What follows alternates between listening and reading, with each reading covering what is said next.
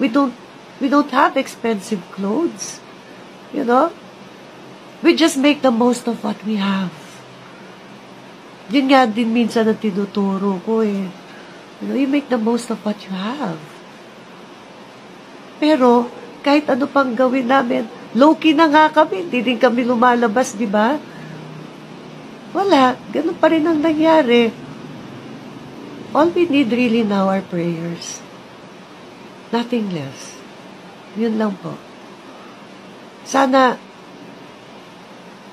maintindihan ninyo, no, yung sinasabi ko, and sinasabi ko ulit, I would not ever wish na mangyari sa inyo itong nangyayari sa amin ngayon, nangyayari kay Ricardo ngayon. Itong tirahan namin, maliit lang to. Hindi naman namin tinatago yung facts. Naglalaba ko. Wala kaming